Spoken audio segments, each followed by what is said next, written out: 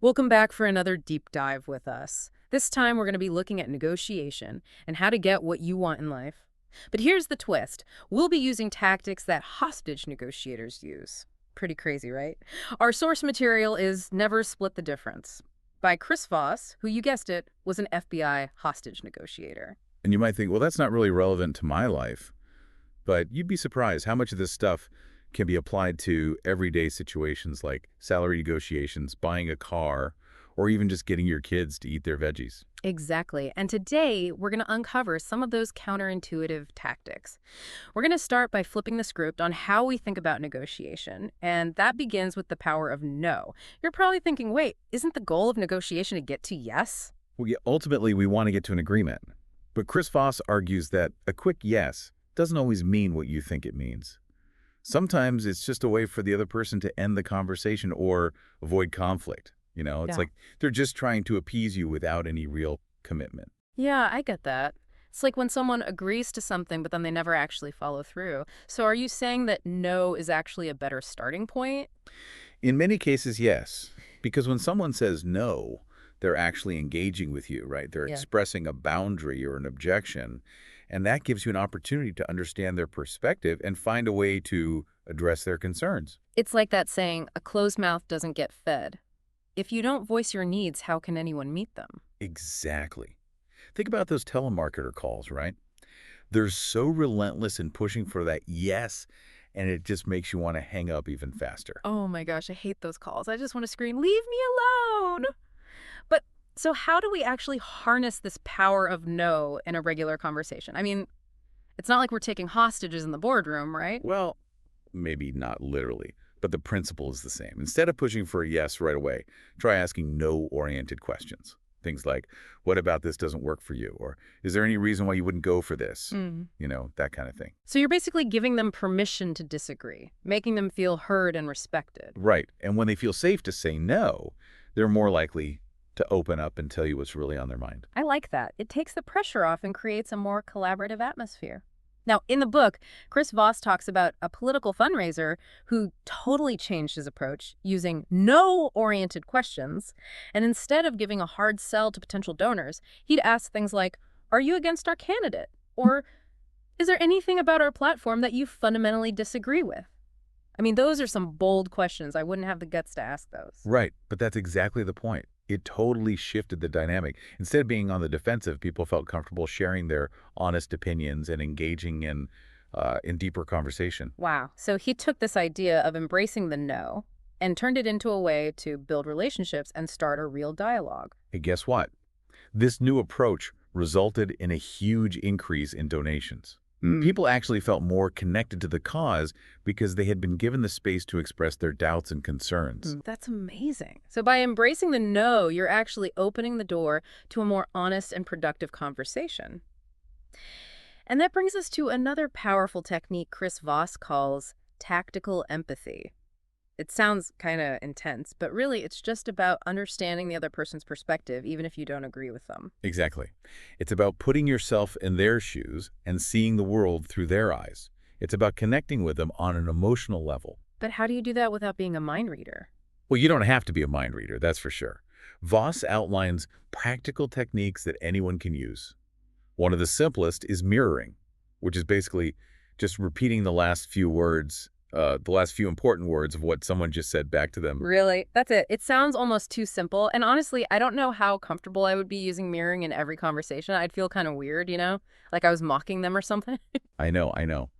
It can feel a bit awkward at first, but there's actually some science behind it. It taps into something called neural resonance. Basically, when we observe someone closely, our brains subconsciously start to mimic their behavior and their brain activity, right? So by mirroring their words, we're actually creating a sense of connection and understanding on a neurological level. That is pretty interesting. Like your brain is saying, hey, we're on the same wavelength here. Exactly. And there's actually a study Voss mentions about waiters who used mirroring when they were taking orders.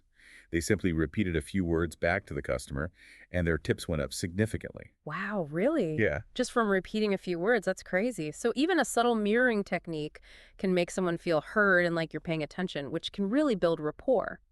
And another technique Voss talks about is labeling, which is giving a name to the other person's emotions. It's something like, it sounds like you're frustrated or you seem a bit overwhelmed. Ah, so you're acknowledging their feelings, letting them know that you understand what they're going through. Exactly. And it's amazing how powerful that can be. Yeah. It can really help to de-escalate a situation, especially if someone is feeling angry or upset. I remember that story in the book about diffusing that tense situation at the airport. It was an overbooked flight and people were getting really angry. Oh, yeah, I remember that one. The woman was yelling at the gate agent, demanding to be put on the flight. It was a mess. Right. And instead of arguing back, the author mirrored her words, saying something like, "It sounds like you're incredibly frustrated that this flight is overbooked." And then he followed up with a label like, "It seems like you're really stressed about missing your connection." And just like that, she calmed down. He's like, she just needed someone to acknowledge her feelings. That's really powerful. It's not about agreeing or disagreeing. It's just about showing the other person that you're trying to understand where they're coming from. It makes such a difference. So we've talked about the power of no. We've talked about tactical empathy, mirroring, and labeling. What other negotiation secrets can we learn from a former FBI hostage negotiator? Well, another key principle Voss talks about is creating the illusion of control. When people feel like they're in control, they're much more likely to be open to your suggestions. So it's about making them feel like they're calling the shots, even if you're subtly guiding them toward a solution that you want too. Right. But isn't that kind of like manipulative? It can be, if it's Yeah. done in a manipulative way. Right. But when it's done right, it's really about empowering the other person to feel like they are part of the solution. I can see how that would be more effective than just telling someone what to do, because when people feel like they have a choice, they're more likely to buy into the outcome. Exactly. And one of the best ways to create this illusion of control is to ask calibrated questions. These are open-ended questions that start with how or what, and they're designed to get the other person thinking about solutions. Oh, that's interesting. So you're not giving them the answers, you're asking them to come up with the answers themselves. Right. And when they come up with the answers themselves, they're much more likely to feel ownership over the solution and be committed to making it work. Can you give us an example of a calibrated question? I'm trying to imagine how I would use this in a real-life situation. Sure. Voss actually tells this incredible story about how he got a hostage taker to release a hostage just by asking a simple question. How do I know she's all right? Wow, seriously, just that one question? That's pretty amazing. But what if the hostage taker felt manipulated? Like he was being tricked into doing something he didn't want to do? Well, it wasn't quite that simple. But the question definitely shifted the focus from the hostage taker's demands to the hostage's well-being. That's clever. It kind of subtly implied that the hostage taker had the power to demonstrate good intentions. Exactly. And it worked. It created a space for the hostage taker to show some humanity, and ultimately it led to a peaceful resolution. I see. So by asking the right questions, you can guide the conversation in a way that encourages the other person to make choices that benefit everyone. And Voss tells another great story about a doctor who was trying to convince a patient to stay in the hospital for observation. The patient was adamant about leaving, even though it was against medical advice. Oh, I can see that happening. I know people who would rather take their chances at home than stay in a hospital. Right, and instead of arguing with the patient, the doctor asked a simple question. What do you hope to accomplish by leaving the hospital early? That's such a great question. It makes the patient think about the potential consequences of their actions. Exactly. It shifts the focus from, I want to leave, to what are my goals, and will leaving early help me achieve those goals? Yeah. And I bet that made the patient feel more involved in the decision-making process, too. It did. And ultimately, the patient decided to stay in the hospital for a bit longer, just to be safe. That's a perfect example of how a well-placed, calibrated question can change the whole dynamic of a situation. It's not about forcing someone to do something. It's about guiding them towards a solution that makes sense for everyone. Exactly. It's about finding that win-win. I love that.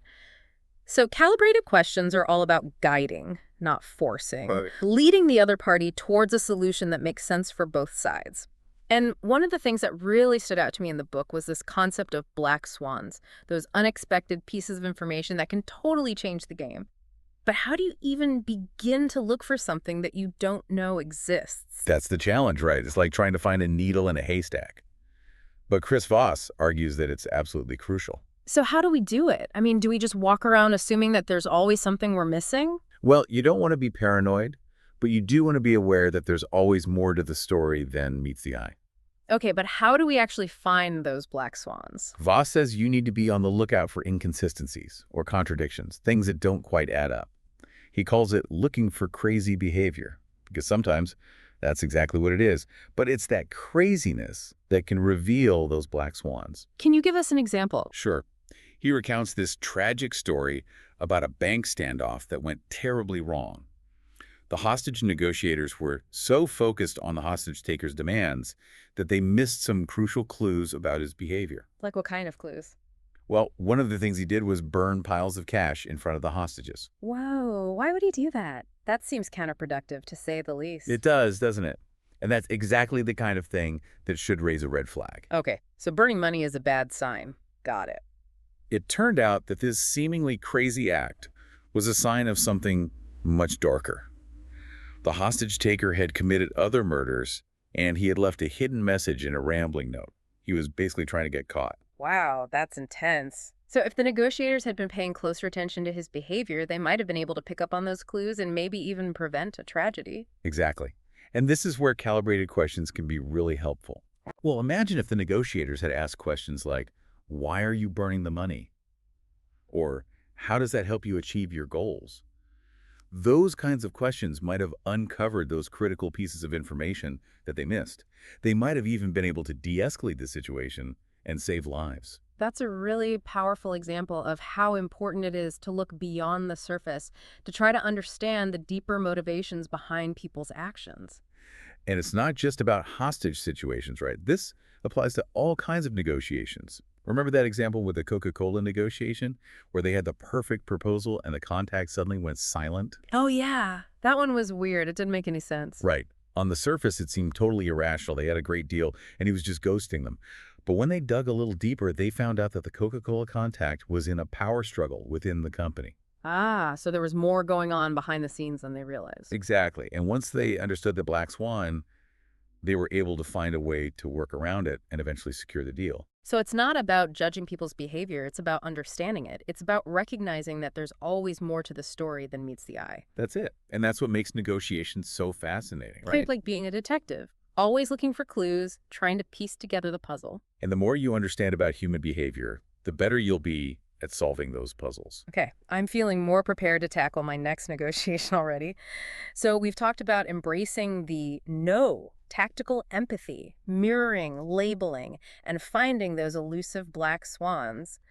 What other gems of wisdom did Chris Voss have to share? Well, he talks about this really interesting concept of understanding the motivations of the people behind the table. You know, the unseen influencers who can make or break a deal. Okay, this is getting strategic. I can see how this would be crucial in a business setting, especially if you're dealing with a large organization. So how do we identify these behind-the-scenes players and understand their motivations? Again, calibrated questions are your best friend. Ask questions like, how does this affect the rest of your team? Or what do your colleagues see as the main challenges? So we're mapping out the power dynamics, figuring out who the real decision makers are. You got it. Yeah. You need to understand the bigger picture. Who are the players and what are their motivations? It's like a game of chess. You have to think several moves ahead. Voss gives this example of a company that was pitching a training program to a big corporation. Okay, sounds familiar. They had the CEO and head of HR on board, and they thought they were good to go.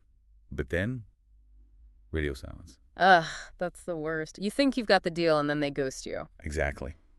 It turned out they had overlooked a key player, a mid-level manager who felt threatened by the program and quietly killed the deal. Wow, that's brutal, but it makes sense. If you don't have everyone on board, your deal can fall apart no matter how good it is. Exactly. So even if you have buy-in from the top, you need to understand the motivations of everyone who could impact the outcome. Okay, detective work it is. I'm feeling more and more like Sherlock Holmes with every tip. It's all about gathering information, asking the right questions, and being aware of the bigger picture. This has been so eye-opening already. I can't wait to hear what other negotiation secrets Chris Voss has up his sleeve. Okay, I think we can all agree that uncovering those hidden black swans is crucial. But let's face it, most of us aren't negotiating hostage situations every day. That's true, thankfully. Most of the time, the negotiations we encounter are everyday situations, things like salary talks, buying a car, or even just navigating disagreements with family members. So how do you apply these techniques, the ones honed in those high-pressure situations, to everyday life? It's like, do those same principles work with people who aren't, well, holding anyone hostage? They really do. It's about understanding the underlying principles of human behavior, how people respond to different approaches, and how to use those insights to your advantage in any situation. Never split the difference gets really interesting here because it takes those techniques and shows you how they can work in everyday life. Okay, so it's like having a secret weapon. But I'm curious, how do you use these techniques with someone who's just a total jerk, like someone who isn't negotiating in good faith? Well, Voss addresses that too. He acknowledges that you're going to encounter people who are difficult, liars, aggressive personalities. He even dedicates a whole chapter to dealing with those types. I need to read that chapter. I feel like I encounter those types all the time. So how do you even begin to negotiate with someone who's playing dirty? Do you just walk away? Walking away is always an option, but Yeah. sometimes you have to engage, right? The key is to not get caught up in their game. Don't get sucked into a cycle of reacting to their bad behavior. So how do you avoid that trap? Voss suggests trying to understand their bargaining style. He outlines three main types: accommodators, analysts, and assertives, and adapting your approach accordingly. Okay, I'm intrigued. Tell me more about these different bargaining styles. How can I spot them? What are the telltale signs? Well, accommodators, as the name suggests, they want to accommodate. They're the people pleasers. They really value harmony, building relationships. They're easy to get along with, but, they can also be easy to take advantage of if you're not careful. Ah, so you have to be firm but fair. You don't want to exploit their good nature. Exactly. Then you've got your analysts. They thrive on data and logic. They're super meticulous, love to research everything. They can be tough to negotiate with because they're not really swayed by emotion. Oh, I know those types. They're the ones who bring spreadsheets to a family dinner. Yeah, that's them. But they can also get really bogged down in the details. And finally, you have the assertives, the bold ones, the decisive types. They can be a bit intimidating, especially in a negotiation. Yeah, those are the ones who make me want to just hide under the table. They can be intense, I get it. But the upside is they're usually straightforward and honest. Okay, so a different strategy for each personality type. That makes sense. But how do you figure out what type you're dealing with in the first place? It seems like it would take a lot of time and observation. It does take practice. Voss recommends paying attention to their communication style, how they respond to your questions, their body language. So it's like you're a detective gathering clues and trying to build a profile. Exactly. And once you have a sense of their bargaining style, Yeah. you can start tailoring your approach. Okay, I'm ready to put on my detective hat. So once you've figured out their type, how do you actually deal with them? Well, with an assertive type, for example, you might need to be more assertive yourself. Set some clear boundaries. With an accommodator, you might need to appeal to their sense of fairness and focus on building that collaborative relationship, like a partnership. This reminds me of that story in the book about the kidnapping in the Philippines. That was a situation where the hostage taker was extremely volatile, right? It was a crazy story. But the FBI negotiator, his name was Aaron, he used all the techniques we've been talking about: calibrated questions, mirroring, labeling. He was so patient. He spent hours on the phone with this guy, just trying to build rapport. It sounds like it took nerves of steel. Oh, absolutely. But he focused on finding common ground, getting the kidnapper to talk about his family, his dreams, his frustrations. So even when dealing with someone who's committed a crime, there's still a human element you can connect with. Exactly. And you know what? Aaron managed to negotiate the hostage's release without paying a dime of ransom. Wow, that's a huge testament to the power of these techniques, finding that human connection even in the most extreme situations. It's about remembering that everyone has a story. And sometimes understanding that story is the key to unlocking a negotiation. It's about changing hearts and minds, not just getting what you want. Exactly. And speaking of getting what you want, Voss has this interesting point about getting to "that's right." Just those two words, what do you mean by that? He says that each time you hear "that's right" from the other side, it's a sign that you're building momentum, moving closer to an agreement. Like you're laying bricks one at a time, building a bridge of understanding. That's a great analogy. It's about finding those points of agreement, those moments where you're both on the same page. That's really helpful. I'm going to start listening for "that's right" in my next negotiation. But what about those situations where the other side throws out a totally unreasonable demand? Those extreme anchors Voss talks about. How do you deal with that? Those can be really tough. The key is not to get flustered, not to react emotionally. Voss suggests taking a time out if you need to. Just step back, regain your composure, and then consider your options. Okay, so don't let them see you sweat. Don't let their crazy demand rattle you. Right, because if you do, they've already won half the battle. But what if they're just being stubborn or deliberately trying to take advantage? How do you push back without, ruining the whole negotiation? Voss actually has a technique he calls punching back, but he emphasizes that it should be used sparingly and only as a last resort. Okay, punching back. Tell me more. This sounds a little aggressive. It's not about physical violence or anything like that. It's about responding assertively, setting clear boundaries, and basically letting the other person know that you won't be bullied or manipulated. So it's like saying, hey, I'm not going to play this game. Exactly. But it can be a risky move. You have to be careful not to escalate the situation. It's about picking your battles and knowing when to stand your ground.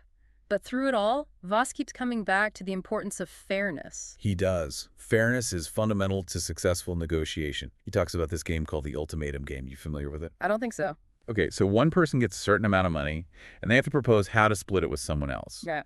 If the other person accepts, they both get the money. If they reject it, nobody gets anything. So it's like a test of how generous you are. It's a test of fairness. And what's fascinating is that people consistently reject offers they perceive as unfair, even if it means they lose out on money themselves. Really? People would rather get nothing than accept a bad deal. It shows how deeply we're wired for fairness. It's not just about logic, it's about emotion. So it's not just about cold, hard logic. It's about understanding those emotional drivers, those deep-seated beliefs about what's right and wrong. Exactly. And Voss argues that framing your offers in a way that appeals to the other party's sense of fairness is absolutely crucial. Making clear that you're being fair, that you're not trying to take advantage. It's about finding that sweet spot where everyone feels like they got a good deal, not necessarily about one person winning. Exactly. It's not a zero-sum game. Yep. Now, another area where those black swans come in is when dealing with people whose worldview, let's call it their religion, is just drastically different from your own. Okay, I'm intrigued. What do you mean by their religion? Are we talking about actual religious beliefs here? Not necessarily. It's about recognizing that everyone has their own set of beliefs and values and experiences that shape how they see the world. And those beliefs can have a huge impact on how they approach a negotiation. So it's not just about understanding their position. It's about understanding where that position is coming from, their background, their values, their experiences. Exactly. And sometimes their actions might seem completely irrational from your perspective. But Voss argues that, and I love this, he says, it's not crazy, it's a clue. Oh, I like that. It's a reminder that there's always a reason behind people's behavior, even if it doesn't make sense to us at first. He gives this really interesting example of this tobacco farmer who, get this, drove his tractor into a pond in Washington, D.C. and threatened to blow it up. Wait, what? He drove a tractor into a pond in the middle of D.C. That's crazy. It's a whole thing. He was protesting government policies that he felt were putting tobacco farmers out of business. Sounds like a desperate man taking some pretty extreme measures. He was. And they brought in the FBI hostage negotiators, of course. But they quickly realized that this guy wasn't a terrorist in the traditional sense. He wasn't driven by ideology or hate. He was just a guy who felt deeply wronged and wanted to be heard. So it wasn't about causing harm, it was about making a statement. It was a cry for help, really. And by listening to him, by understanding his grievances, they were able to de-escalate the situation and get him to surrender peacefully. It's amazing how sometimes what looks like irrational behavior is really just a desperate attempt to communicate something. It all comes back to listening, understanding where the other person is coming from. Exactly. And when it comes to accurately reading someone's religion, their worldview, their values, Voss has a few tips. First, review everything you hear. Don't just take things at face value. You might not catch everything the first time around, so compare notes with your team. Look for those subtle clues. It's about being thorough, making sure you're not missing any pieces of the puzzle. And remember that backup listener we talked about earlier? Oh yeah, the person who's specifically focused on reading between the lines. It can be really helpful here too. It's like having a second set of ears, someone who's looking at the situation from a different angle. Exactly. And another thing to keep in mind is what Voss calls the similarity principle. Basically, we tend to trust people more when we see them as similar to ourselves. Oh yeah, that makes total sense. We're naturally drawn to people who share our values, our interests, our backgrounds. It's a basic human instinct. Yeah. And in negotiation, it can be really powerful. Even small similarities, like being from the same town or having similar hobbies, can help to break the ice and create that sense of connection. It's about finding that common ground, those points of shared experience that can help to bridge the gap. Exactly. So don't be afraid to look for those commonalities, those things that you have in common with the other person. It can really help to establish a sense of trust and make the negotiation feel more like a collaboration. Now, remember how we talked about those crazy actions often being clues? Oh, yeah, the it's not crazy, it's a clue principle. One of my favorites. It's so easy to jump to conclusions when someone does something that seems, well, out there. But Voss challenges us to resist that urge. He says those seemingly crazy actions are often clues to something deeper, something we're missing. Okay, so instead of writing them off as crazy, we need to try to understand what's driving their behavior. Exactly. He tells this story about a student who was in a dispute with a former employee over unpaid commissions. The employee was demanding a ridiculous sum of money and threatening to sue. That sounds like a nightmare. It was. But Voss encouraged the student to look beyond the money, to look for clues that might reveal the real reasons behind the employee's behavior. So it's not just about what they're saying, it's about why they're saying it. Exactly. And what they discovered was that the employee was actually motivated by a sense of betrayal.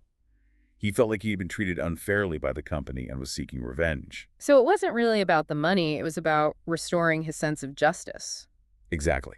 And once they understood that, they were able to find a solution that addressed the employee's emotional needs and ultimately resolved the dispute.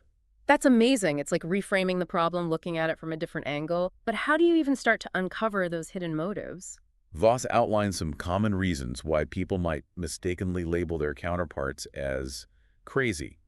First, they might be ill-informed, they might have bad data, be working with the wrong information. So it's like garbage in, garbage out. If you start with bad information, you're going to end up with bad conclusions. Exactly.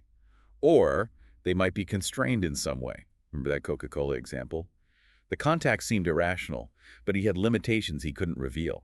Right. It wasn't craziness, it was just a difficult situation. I'm seeing a theme here. And sometimes, people just have different priorities. What's important to you might be completely irrelevant to them. Or, let's face it, they might just be bad with numbers or details. They might not be trying to deceive you. They just might be, incompetent. Voss tells this story about a real estate negotiation where the seller was asking an outrageous price for a property. Oh, I've been there. You just want to say, are you serious? Right, and they were ready to walk away. But Voss encouraged them to look for those hidden constraints.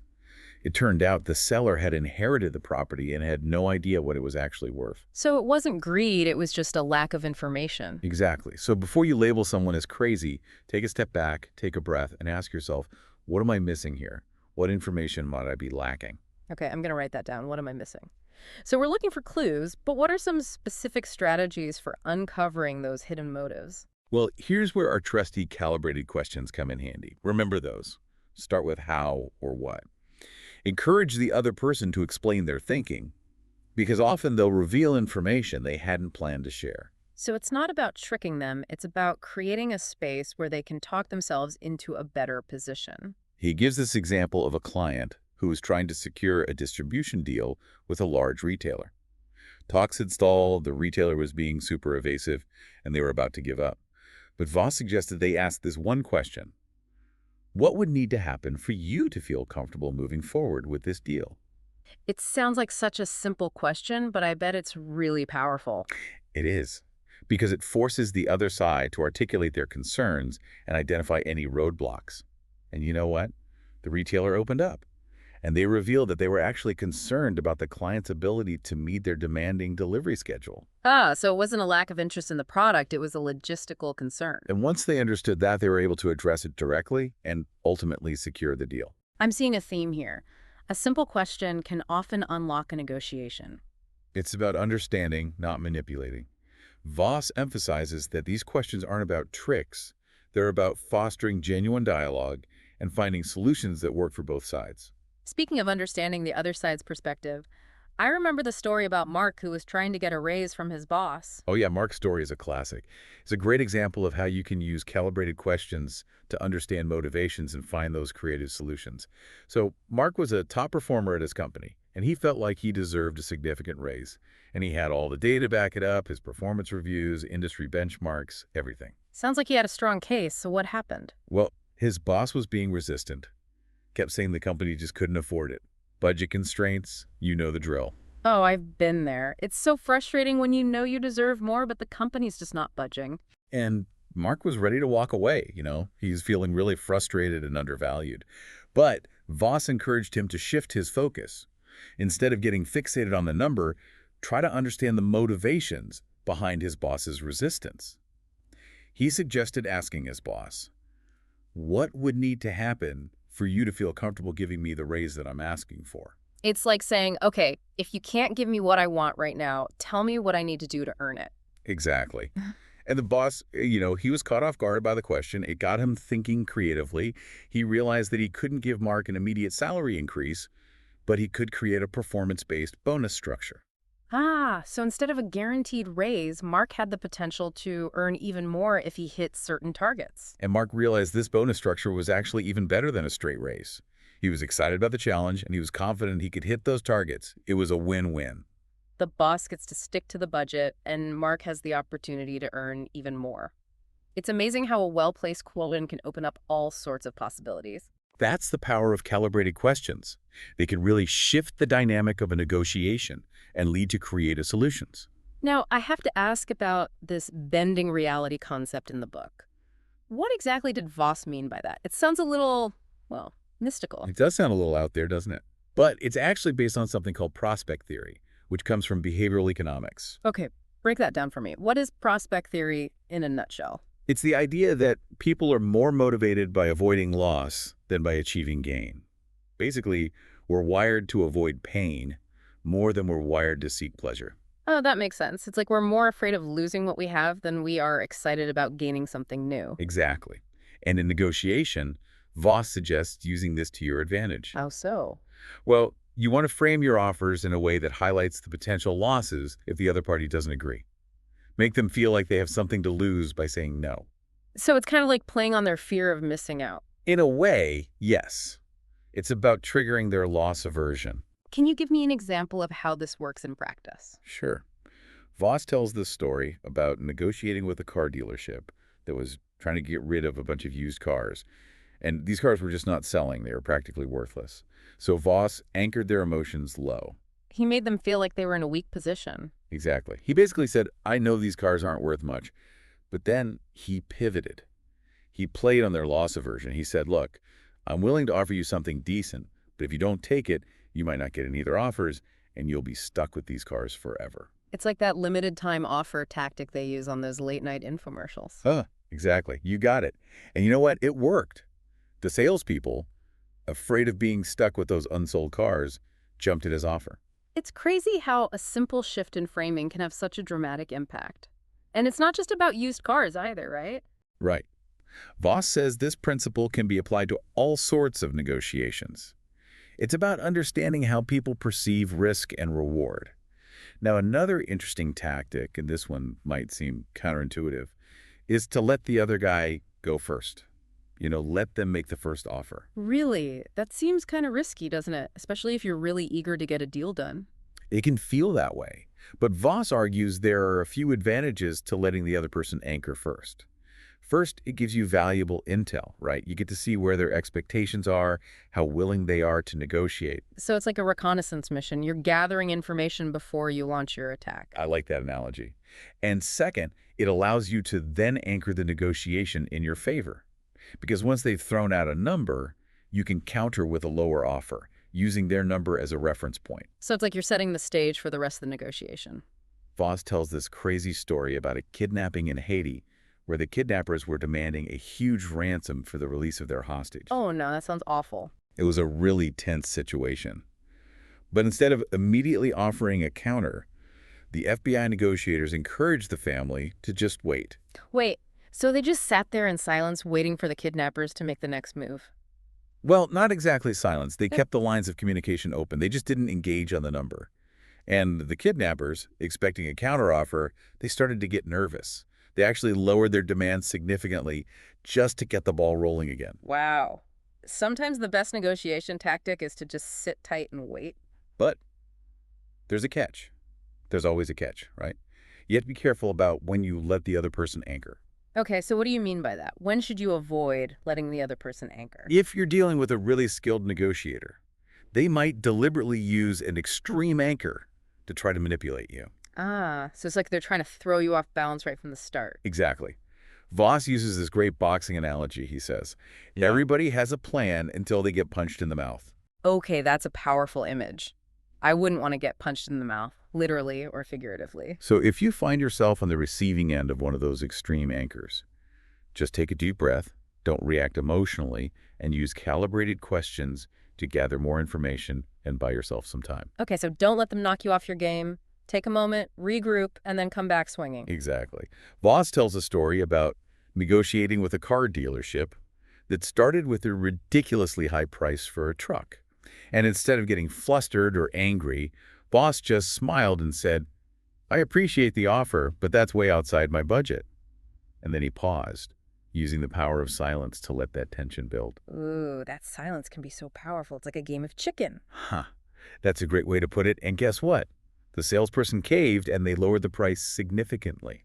So sometimes saying nothing is the best way to get what you want. It can be, but it's important to remember context. Voss suggests that when negotiating for those non-salary items, things like extra vacation time or flexible work arrangements, you should actually be pleasantly persistent. Oh, that's a good tip. Yeah. I always feel awkward asking for those extras, like I'm being greedy or something. I get it. But Voss argues that those non-salary perks are often more negotiable than people realize. So how do you approach those kinds of negotiations? He says to anchor their emotions high.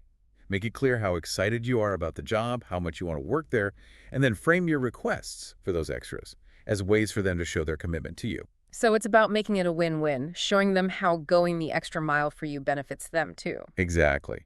He even tells this funny story about one of his students, a French-born American woman who was negotiating her salary. Okay, I'm listening. She kept asking, with a big smile, for an extra week of vacation beyond the standard.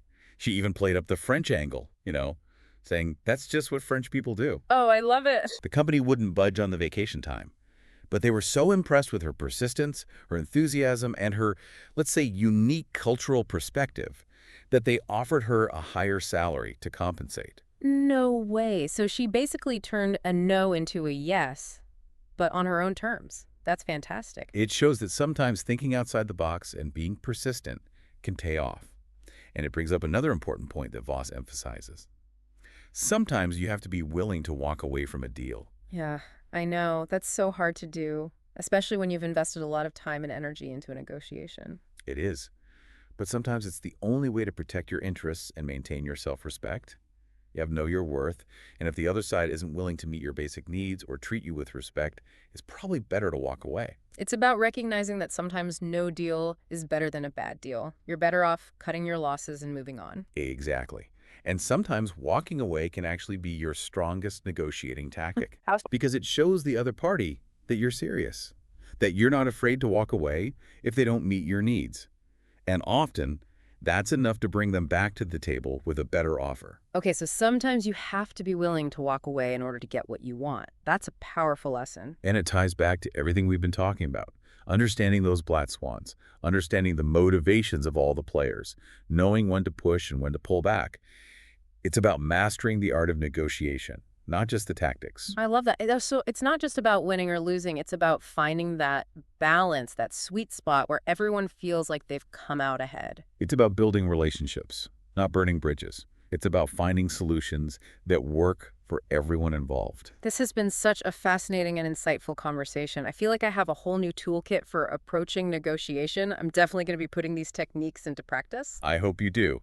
Remember, negotiation is a skill, and like any skill, it takes practice. Yeah. But the more you practice, the more confident and effective you'll become. Well, on that note, we've reached the end of our deep dive into the world of hostage negotiation tactics and how they can help us navigate everyday life. We hope you found this episode as insightful and empowering as we did. And remember, as Chris Voss reminds us, Negotiation is about more than just getting what you want. It's about building relationships, fostering trust, and creating a world where everyone feels heard and respected. That's a great message to end on. Thanks for joining us, and we'll see you next time. Walking away is powerful, but it does take a lot of guts. I mean, it's not always easy. But you're right, sometimes it's better to walk away and get nothing than to accept a bad deal. It seems like we've covered so much already. Embracing no, understanding their worldview, all those black swans, even bending reality. We've been through a lot, and it's amazing how these tactics that you'd think are only for hostage situations can actually be used every day. It's all about human behavior, finding that leverage to get what you want, but also not ruining relationships in the process. That's a really good point because ultimately we're not trying to win at all costs, right? It's about finding solutions that work for everyone. Like you said, not burning bridges. Exactly. It's not a battle to be won, it's more like a puzzle to be solved together. We all have different needs, different motivations, and different limitations. And when you understand those things, you can approach negotiation with more empathy and creativity. That's where the magic happens, the win-win solutions. This deep dive has been so insightful. I feel like I'm ready to take on my next negotiation with confidence. But if you had to give one piece of advice, what's the most important thing to remember when approaching a negotiation? I think Chris Voss said it best in his book. Successful negotiation is not about winning or losing. It's about getting to, that's right. That's right. It's finding that common ground where both sides feel like they've been heard and their needs have been met. It's like when everything clicks into place. Exactly. And remember, negotiation is a skill. Like any skill, it takes practice to master. Don't be afraid to try things out and see what works for you in different situations. So find your own style, adapt to the situation, and don't be afraid to make mistakes along the way. And always be open to learning. The more you learn about human behavior, the better you'll be at negotiation. It's a lifelong journey. Well said. So, it's not just about mastering the techniques, it's about constantly evolving and refining your approach. It's about developing a deep understanding of what makes people tick. Exactly. Well, that brings us to the end of our deep dive into hostage negotiation tactics and how they can help us in everyday life. We had so much fun exploring this topic with you.